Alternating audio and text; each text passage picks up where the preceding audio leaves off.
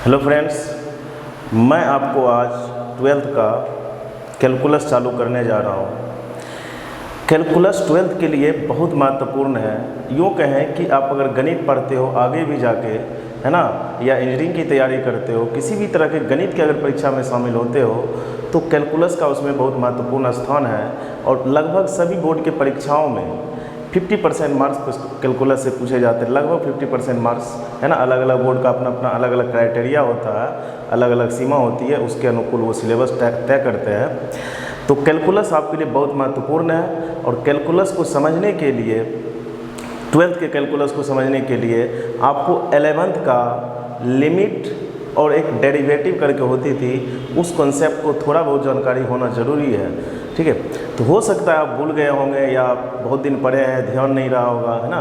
तो मैं ऐसा करता हूँ कि कंटिन्यूटी और डिफरेंशियबिलिटी 12th में चैप्टर चालू होते हैं कैलकुलस का, है ना। कंटिन्यूटी और डिफरेंशियबिलिटी, जिसको सांतत्व और क्या कहते हैं, अवकलनीयता नाम से चैप्टर चालू होती है। उसको पढ़ने के लिए पहले लिमिट थोड़ा सा समझ लेते हैं, ठीक है। उसके बाद जाके आपको ले चलेंगे कंटिन्यूटी और डिफरेंशियबिलिटी पे। लिमिट, मैं आपसे एक क्वेश्चन पूछ रहा हूँ, अगर आपको कोई बोल दे कि ये चीज़ लिमिटेशन में, सीमा में, तो आपको क्या ध्यान में आता है? दैनिक जीवन की बात करते हैं। अगर आपको बोल रहा है कि आपको ये दैनिक जीवन में कि सीमा में रहना, कोई चीज़ सीमा में करना है, कोई चीज़ सीमा में खाना है, तो आप क्या करते हो? या तो थोड़ा बहुत ज़्यादा खाते हो या थोड़ा कम खाते हो, लेकिन बहुत ज़्यादा कम भी नहीं खाते हो, बहुत ज़्यादा कम भी नहीं खाते हो और बहुत ज़्यादा भी नहीं खाते हो। जितना आपको बोला गया उतना ही खाते हो। जैसे ये समझ लें कि आपको डॉक्टर ने किसी चीज़ का प्रिकॉशन दे दी, है ना, किसी चीज़ बोल दिया कि आपको इतना ही चीज़ खाना है, कोई फल खाना है, कोई चावल खाना है, इससे ज़्यादा नहीं खाइएगा नहीं तो हानि कर देगा, है ना। तो क्या करते हो आप? थोड़ा बहुत ज़्यादा भी कभी खा लेते हो, थोड़ा बहुत कम भी खाते हो, लेकिन बहुत ज़्यादा नहीं खाते हो। तो लिमिट का भी यही कॉन्सेप्ट है मैथ में भी। लिमिट का मतलब होता है कि नेबरहुड, है ना। नेबरहुड मतलब आसपास के वैल्यू लेके उसके एग्जैक्ट मान फंक्शन पे निकाला जाता है, ठीक है। और लिमिट हमेशा फंक्शन के निकाले जाते हैं, फलन के, है ना। फंक्शन मतलब फलन के निकाले जाते हैं ना, हिंदी में उसे फलन कहते हैं। अब फलन क्या होता है इसके बारे में आप 11th में भी पढ़े हो और 12th में भी पढ़ोगे, क्लियर। तो 11th का जो कॉन्सेप्ट है फलन, वहाँ पे जो पढ़े हैं, फलन एक तरह से क्या होता है, कोई भी, जैसे बीजगणितीय फलन है x² + 2x + 3x, ये क्या हो गया? फलन हो गया। log x है, क्या हो गया? ये फलन हो गया। sin x हो गया, फलन हो गया। मतलब ऑल ट्रिग्नोमेट्रिक फंक्शन, जितने भी त्रिकोणमितीय, है ना, आप पढ़ते हो, स्ट्रक्चर पढ़ते हो, संरचना पढ़ते हो, tan² x + cos x, ये फलन हो गया। e⁻x एक्सपोनेंशियल क्या हो गया? ये फलन हो गया। तो अब जितने भी गणितीय तत्व पढ़ते हो लगभग वो क्या आते हैं? फलन के अंतर्गत आते हैं, है ना, ये चीज़ है। तो जो लिमिट है वो किसका निकलता है? फलन का निकलता है। अब यूँ कह लें कि लिमिट अगर फलन का निकलता है ना, तो कंटिन्यूटी और डिफरेंशियबिलिटी भी किसके निकलते हैं? फलन के निकलते हैं। किसके निकलते हैं? फलन के निकलते हैं, ठीक है। इस बात को आपको ध्यान में रखना है, ठीक। अब देखिए एक उदाहरण के द्वारा हम समझते हैं कि लिमिट होता क्या है, तब आपको और अच्छे से कॉन्सेप्ट क्लियर हो जाए, क्लियर, ठीक है। तो देखिए जैसे मान लीजिए कि एक मैं फंक्शन लेता हूँ f(x) बराबर x² ले लीजिए, ज़्यादा भारी नहीं, हल्का लेते हैं जिससे समझने में सहूलियत हो। x² - 9 बटे क्या चीज़? x - 3। अब यहाँ पे इसमें मैं बोल दूँ कि x बराबर 3 पे वैल्यू बताइए, x बराबर 3 पर वैल्यू बताइए फलन का। तो क्या बोलोगे कि सर x बराबर 3 पर जो मेरा फलन है, यहाँ पे अगर x की वैल्यू 3 दिया, 9 में से 9 गया 0, है ना। और यहाँ पे भी नीचे रखते हैं 3 - 3 क्या हो जाएगा? 0। तो 3 पर फलन का वैल्यू क्या? अपरिभाषित है ना।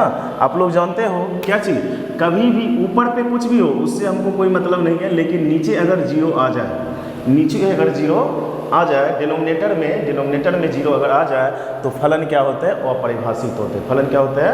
अपरिभाषित, है ना। उसका मतलब कुछ नहीं होता है, मीनिंगलेस है वो, है ना, मीनिंगलेस, अर्थविहीन जिसको बोलते हैं, अर्थहीन, वो अर्थहीन हो जाते हैं, है ना। चाहे ऊपर मान लो कि ऊपर आपको आ गया 50, है ना, या 20, कुछ भी आ गया, है ना, 20/0, तो ये क्या हो गया? अनडिफाइंड, अपरिभाषित। क्या आ गया? अपरिभाषित। याद करो आप त्रिकोणमिति में पढ़ते हो, ट्रिग्नोमेट्री में क्या पढ़ते हो कि tan 90 का मान, tan 90 का मान क्या होता है? अनडिफाइंड होता है, अपरिभाषित होता है। कैसे होता है जरा देखो आप।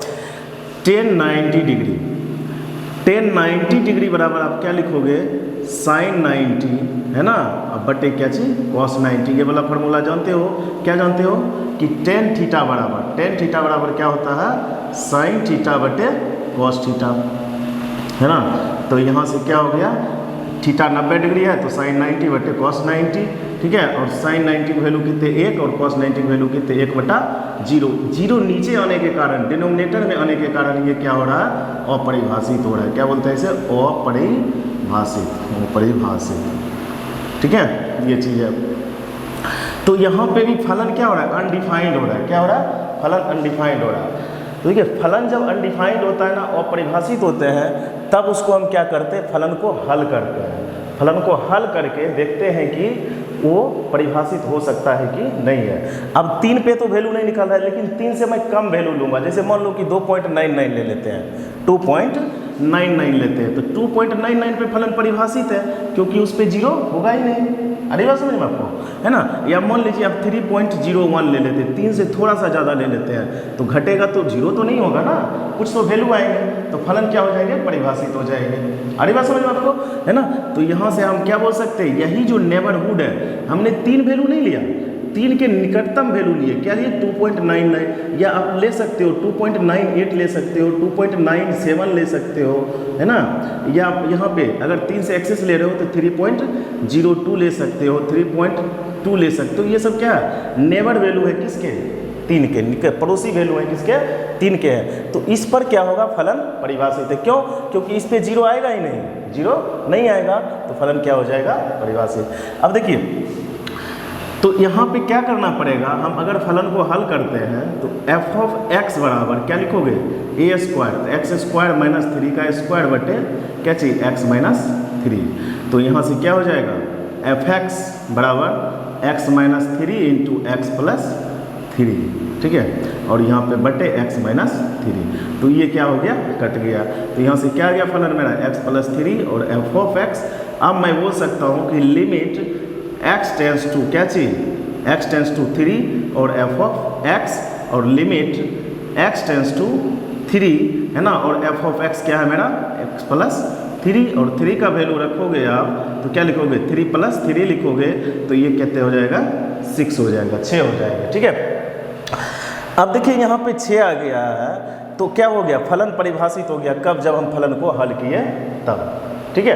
तो लिमिट में कॉन्सेप्ट मैं उतना डिटेल में नहीं जाऊंगा, आपको अगर देखनी है तो फिर प्रीफर करोगे लिमिट का कॉन्सेप्ट, ठीक है। लेकिन यहाँ पे समझने के लिए कि जो लिमिट का कॉन्सेप्ट है यहाँ पे, वो हम क्या किए, गुणनखंडन विधि से इसको हल कर लिए और फंक्शन को डिफाइंड करवा दिए, ठीक है। तो बहुत सारे तरीके होते हैं फलन को डिफाइंड करने के। अब यहाँ पे देखिए 6 वैल्यू आ गया, ठीक है, ये चीज़ है। अब हम ग्राफ से समझते हैं कि ये वैल्यू एग्जिस्ट कैसे करता है। लिमिट मतलब लिमिट x टेंस टू 3, इसको क्या पढ़ते हैं, टेंस टू 3, मतलब कि x का जो वैल्यू है 3 की ओर बढ़ रहा है, x की वैल्यू 3 की ओर बढ़ रहा है। 3 की वैल्यू बढ़ रहा है तो मतलब कि 3 से छोटा का भी वैल्यू बढ़ रहा है और 3 से बड़ा से भी। कैसे बढ़ रहा है, देखिए ग्राफ पे और अच्छा से आपको समझ में आएगा।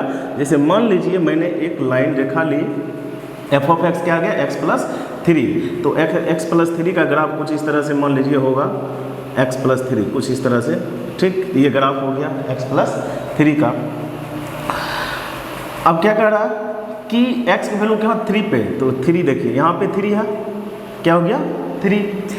अब हमको फलन का वैल्यू चाहिए यहाँ पे f ऑफ x 3 पे, और 3 पे क्या कर रहा है, फलन अनडिफाइंड हो रहा है। तो हम क्या करेंगे, यहाँ पे 2.9 लेंगे, है ना। अब यहाँ पे क्या करेंगे, 3.01 ले लेंगे, 3.02 ले लेंगे, है ना, और यहाँ पे क्या कर लेंगे,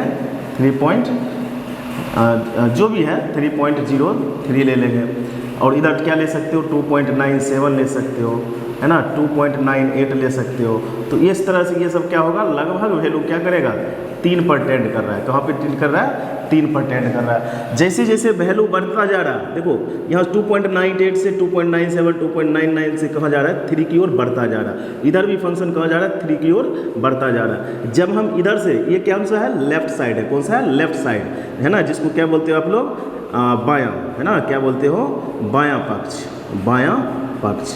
और ये क्या हो जाएगा, दायां पक्ष हो जाएगा, क्या हो जाएगा, दायां पक्ष, है ना। क्यों बायां पक्ष होगा? क्योंकि ये कहाँ से जा रहा है? बाएं से वैल्यू बढ़ रहा है, 2.98, 2.97, 2.9, तो ये बाएं से बढ़ रहा है इसलिए बायां पक्ष, और ये क्या आ रहा है? 3 की ओर बढ़ रहा है दाएं से, तो ये क्या बोलोगे? दायां पक्ष। इंग्लिश में क्या बोलोगे? Left hand, LEFT, left hand, और अंग्रेजी में इसको क्या बोलोगे? Right hand. क्या बोलोगे? राइट हैंड, ठीक है।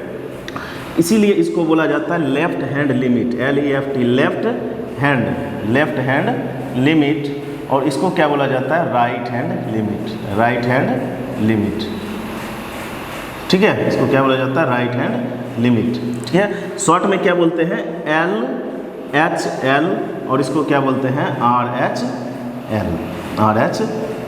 क्लियर बात? ये चीज आया समझ में आपको? ठीक है। अब यहाँ पे देखिए क्या हो रहा है कि जैसे मैं 2.9 लूँगा तो यहाँ पे फलन का वैल्यू क्या आ जाएगा? फलन का वैल्यू लगभग क्या आ जाएगा? 6 हो जाएगा। क्यों? कि फलन कितना है? देखिए f(x) बराबर मेरा डिफाइंड है क्या है? x प्लस 3 है। x प्लस क्या है? 3 है। तो देखिए हम चलते हैं इधर से, ये क्या मेरा LHL है, ये क्या मेरा RHL है ना। दोनों में फंक्शन क्या है? x प्लस 3 है। fx क्या है? x प्लस 3 है। अब 2.97 लेते हैं, x का वैल्यू 2.97, तो fx क्या आ रहा है? देखिए fx क्या हो जाएगा? 2.97 प्लस क्या आ जाएगा? प्लस 3। देखिए x वैल्यू 2.97 प्लस 3 लगभग क्या आ रहा है? 6 आ रहा है। उसी तरह से x वैल्यू 2.98, तो क्या आ जाएगा? fx 2.98 प्लस 3, है ना। और यहाँ से क्या आ रहा है? 6 आ रहा है। सिमिलरली आप कर सकते हो, लगभग वैल्यू क्या आते हैं? 6 आते हैं हर जगह। जितना भी अप्रोक्सीमेशन आपको लेनी है तो निकटतम वैल्यू कितने आ रहा है? 6 आ रहा है। या आप राइट हैंड लिमिट से जा रहे हो तो राइट हैंड से भी, जैसे मान लीजिए x वैल्यू हमने ले लिए 3.01, है ना, तो x वैल्यू 3.01 रखो, तो x वैल्यू 3.01 प्लस क्या? x की वैल्यू 3.01 प्लस क्या चीज़? 3, तो ये क्या आ रहा है? 6 वैल्यू आ रहा है। x वैल्यू जैसे मान लीजिए आप 3.02 ले रहे हो, तो 3.02 प्लस 3 कितना आ रहा है? लगभग 6 आ रहा है। तो किसके वैल्यू है? देखिए अलग अलग वैल्यू पे भी क्या हो रहा है? लिमिट का हर जगह मान समान आ रहा है ना। तो ये क्या है? नेबरहुड का काम करता है एक तरह से। निकटतम वैल्यू क्या कहलाता है? लिमिट कहलाता है, ठीक है। अब देखिए बोलोगे कि ये लिमिट का जो कॉन्सेप्ट है कैलकुलस में क्यों लाया गया, है ना। तो लिमिट का जो कॉन्सेप्ट इसलिए लाया गया है क्योंकि जितने भी कैलकुलस आप पढ़ते हो ये एक अप्रोक्सीमेशन मान पढ़ते हैं, है ना। आप लोग पढ़ोगे एक एक करके, 12th में भी है बहुत सारे अप्रोक्सीमेशन मान पढ़ते हैं। इंटीग्रेशन और डिफरेंशिएशन करके जो चैप्टर आप अक्सर सुनते हो, है ना, तो उसमें क्या होता है कि यही चीज़ डिफरेंशिएशन में बड़ा चीज़ को हम धीरे धीरे छोटा करते हैं, और इंटीग्रेशन में क्या करते हैं? धीरे धीरे जोड़ के उसको क्या करते हैं? बड़ा करने का काम करते हैं। क्लियर बात? ठीक है, ये चीज़ है। अब यहाँ पे ये तो लिमिट का कॉन्सेप्ट हो गया। ये क्या हो गया? लिमिट का कॉन्सेप्ट। तो ये आपको क्लियर होनी चाहिए कि ये LHL है और ये क्या है? RHL है, लेफ्ट हैंड लिमिट, और यहाँ पे RHL राइट हैंड लिमिट, है ना। ये हो जाता है बायां पक्ष की सीमा और ये हो जाता है दायां पक्ष की सीमा, ठीक है। अब यहाँ पे क्या हो रहा है? इसके x के प्रत्येक वैल्यू पे fx का मान निकटतम मान आ रहा है ना। तो इसलिए कहा गया है कि लिमिट जो है क्या होता है? x के मान पे अपेक्षित मान होते हैं। अपेक्षित मतलब क्या चीज़? एक्सपेक्टेड मान होते हैं। एक्सपेक्टेड मतलब कि वो निकटतम मान है, एग्जैक्ट वैल्यू नहीं होते हैं, है ना। चाहे वो लेफ्ट हैंड से हो चाहे राइट हैंड से हो, बस समझ लो। क्योंकि एग्जैक्ट पे फंक्शन का वैल्यू क्या हो रहा है? यहाँ पे अनडिफाइंड हो रहे हैं, है ना। ठीक है, डिफाइंड भी अगर होगा तो हमको क्या करना पड़ेगा? लेफ्ट हैंड भी निकालना पड़ेगा और राइट हैंड भी निकालना पड़ेगा, ठीक है। अब देखिए थोड़ा सा और आपको इसमें एक चीज़ समझना है कि इसका जो रिप्रेजेंटेशन है कैसे किया जाता है, ठीक है। जैसे यहाँ पे लिमिट क्या चाहिए? 3 है ना। तो हम क्या लिखेंगे कि x tends to 3 minus f of x, limit x tends to 3 minus f of x, और उसको क्या कहोगे? Left hand limit. क्या कहोगे? Left hand limit. 3 माइनस क्यों लिखे हैं? देखिए -3 और 3 माइनस दोनों में अंतर है। क्या अंतर है? -3 क्या है? संख्या है -3, है ना, निगेटिव संख्या है। और 3 माइनस मतलब क्या हुआ कि लिमिट का निकटतम वैल्यू, 3 से छोटा जो वैल्यू होगा निकटतम, वो क्या रिप्रेजेंट करेगा? 3 माइनस को। तो यहाँ पे 3 माइनस एफ ऑफ एक्स, ये क्या कहलाएगा? LHL, ठीक है। अगर स्टैंडर्ड लिखना चाहते हो, स्टैंडर्ड में x टेंस टू 3 की जगह कुछ भी हो सकता है, तो a ले लो, a माइनस और एफ ऑफ एक्स बराबर LHL कहलाएगा। क्या कहलाएगा? एल एच एल कहलाएगा। उसी तरह से क्या होता है, limit x tends to 3 plus और f of x, limit x tends to 3 plus f of x, और ये क्या कहलाएगा, right hand limit, right hand limit RHL क्या कहलाएगा, RHL कहलाएगा। ठीक है, और यहाँ पे अब एक स्टैंडर्ड फॉर्म लेना चाहते हो तो x टेंस टू क्या चाहिए, 3 प्लस, तो 3 प्लस तो a प्लस ले लो और ये f ऑफ x ले लो, तो ये क्या कहलाता है, RHL कहते हैं ना। ठीक, तो ये होता है लिमिट का बेसिक कॉन्सेप्ट। और कैलकुलस का लिमिट क्या है, कैलकुलस का लिमिट एक आधारभूत फंडामेंटल कॉन्सेप्ट है जो समझना क्या है, जरूरी है कैलकुलस समझने के लिए। क्लियर, ठीक है। तो अब हम लोग चलते हैं कहाँ पे, कंटिन्यूटी और डिफरेंशियबिलिटी पे, है ना। ठीक है, अब देखिए समझते हैं कंटिन्यूटी एंड डिफरेंशियबिलिटी। ठीक है, तो आखिरकार कंटिन्यूटी होती क्या है। देखिए दैनिक जीवन की बात करें अगर, तो कंटिन्यूटी आपको कोई बोलेगा कि ये चीज़ कंटिन्यूस करनी है, मतलब लगातार करनी है, कहीं भी ब्रेक नहीं लेना। जैसे पढ़ाई की बात होती है तो पढ़ाई क्या करनी है, अपन को लगातार करनी है, 2-1 घंटा डेली पढ़ना है, लेकिन 2 घंटा डेली पढ़नी है। ये नहीं कि 1 घंटा, एक दिन 5 घंटा पढ़ लिए, दूसरे दिन 1 घंटा पढ़ रहे हैं, किसी दिन पढ़ भी नहीं रहे। तो कंटिन्यूटी के साथ पढ़नी है, जिसके क्या होते हैं, रिजल्ट अच्छे आते हैं ना, परिणाम अच्छे आते हैं। तो कंटिन्यूटी मैथ का भी वही अप्रोच है। कंटिन्यूटी मतलब क्या चीज़, जब उसका ग्राफ ड्रॉ करोगे, है ना। हालांकि आपको बोर्ड परीक्षा में ग्राफ नहीं पूछेगा, इंजीनियरिंग वगैरह में, इंजीनियरिंग में ग्राफ पूछते हैं, अनेक जो टफ एग्जाम होता है, कम्पिटिटिव एग्जाम उसमें पूछते हैं, बोर्ड लेवल में ग्राफ नहीं पूछते हैं। लेकिन समझने के लिए जब आप किसी फलन का, फंक्शन का ग्राफ स्केच करोगे तो ग्राफ क्या होना चाहिए, 1 हैंडेड ड्रॉ होना चाहिए, मतलब कहीं पे ब्रेक डाउन नहीं होना चाहिए। दैट मीन्स क्या कि वो फलन क्या है, कंटिन्यूअस है। क्या है, फलन कंटिन्यूअस है। ठीक है, अब फलन का ग्राफ अगर नहीं पूछ रहा है, आप फलन को कैसे बताओगे कंटिन्यूअस है कि नहीं है। तो उसके नियम होते हैं, हम बात करते हैं उस पर। ठीक है, तो कंटिन्यूटी का मतलब आपको बस ध्यान रखनी है कि ग्राफ क्या होते हैं, लगातार होते हैं। अगर ग्राफ लगातार नहीं होंगे तो हम बोलेंगे कि उस पॉइंट पे क्या है, ग्राफ डिसकंटिन्यूअस है ना, डिसकंटिन्यूटी है उस पे, है ना। देखिए जैसे मान लीजिए कि मैं एक ग्राफ ले रहा हूँ यहाँ पे, ये x और ये y, तो ये ग्राफ देखिए हम खींच रहे हैं अपने मन से, तो ये क्या है, 1 हैंडेड ग्राफ हो गया। कहीं पे ब्रेक दिख रहा है, नहीं दिख रहा है ना, तो ये क्या हो गया, f ऑफ x का ग्राफ है। तो ये फलन किसी का भी है तो क्या बोलेंगे, fx क्या है, fx सांतत है। क्या है, सांतत है। ठीक है, ये चीज़ है। अगर मान लीजिए कि एक सिचुएशन कुछ ऐसी आ रही है ना, कि जैसे मैंने यहाँ तक ग्राफ खींचा और यहाँ रुक गया, फिर मैं ग्राफ खींच रहा हूँ, तो इस पॉइंट पे ग्राफ क्या हो रहा है, जैसे मान लीजिए x बराबर जो भी पॉइंट है 3 है, मान लीजिए 3 या 2 कुछ भी है, तो 3 पे क्या हो रहा है, ग्राफ अशांतत है। x बराबर 3 पे, 3 पर ग्राफ क्या है, 3 पर fx अशांतत है, अशांतत है ना, यानी डिसकंटिन्यूअस है। क्या है, डिसकंटिन्यूअस है। ठीक है, ये चीज़ है। तो ये किसका है, f ऑफ x, ये x हो गया, ये आपका y हो गया। या आप क्या कर सकते हो, कुछ इस तरह से भी बहुत सारे ग्राफ में आते हैं सिचुएशन, है ना, हम बताएंगे कि आप यहाँ तक तो चले, ठीक है, कंटिन्यूअस, फिर क्या करते हैं, रुक के फिर यहाँ से कंटिन्यूटी कर लेते हैं अलग प्रकार के, तो ये भी क्या है, डिसकंटिन्यूटी है। क्या है, डिसकंटिन्यूटी, यानी अशांतत है, अशांतत है। किस, कौन से, x जो भी वैल्यू है, तो x बराबर 2 पे, x बराबर 3 पर अशांतत है। क्या, fx, क्या चीज, fx x बराबर 3 पे अशांतत है। क्लियर बात, ठीक है। जैसे मान लीजिए मेरा fx फंक्शन जो है ये 1 है और ये 2 है। 1 कब है, जब x less than equals to क्या है, 0, और 2 क्या है, जब x less greater than equals to क्या है, 0 है। ठीक है, तो अब मैं ग्राफ खींचता हूँ fx का। देखिए fx यानी y बराबर 1, तो y बराबर 1 का ग्राफ कैसे जाएगा, लगभग मान लीजिए y का वैल्यू 1 यहाँ पे है, तो ये ग्राफ कुछ इस तरह से जाएगा, है ना। और क्या कर रहा है, 0 से छोटा है, तो 0 से छोटा है और 1 के बराबर है। इसको क्या बोलते हैं, देखिए यहाँ पे 1 का वैल्यू भी है, 0 पर 1 भी है, तो 0 पर क्या दोगे, डार्क नोड दोगे, नोड, इसको क्या बोलते हैं, नोड, है ना। तो यहाँ पे ये हो गया, है ना, 1, क्या चाहिए, y बराबर 1। और यहाँ पे अब क्या कर रहा है, x ग्रेटर देन 0 पे, ग्रेटर देन 0 पे क्या आ रहा है, 2 वैल्यू आ रहा है, तो यहाँ से क्या बोलोगे, y बराबर 2 है, यानी fx बराबर क्या है, 2 है। अब देखिए ये ग्राफ आपको लग रहा है 1 हैंडेड खींच सकते हो आप, बिल्कुल नहीं खींच सकते हो, है ना। यहाँ से यहाँ गए, फिर यहाँ से यहाँ गए, तो ये क्या है, अशांतत है। क्या है, अशांतत है। क्लियर बात, ठीक है। अब देखिए अब मैं एक दूसरा ग्राफ फलन लेता हूँ, जैसे f(x) बराबर, यहाँ पे भी 1 ले लिया मैंने और यहाँ पे भी 1 ले लिया, और ये मैं बोल रहा हूँ x less than equals to 0 है, ये x greater than equals to 0 है। अब ग्राफ आप खींचिए, अब ग्राफ आप जब खींचेंगे है ना, तो x बराबर 1, f(x) का वैल्यू 1 है, यानी y का वैल्यू क्या है 1 है, तो y का वैल्यू 1 यहाँ पे ले लिए।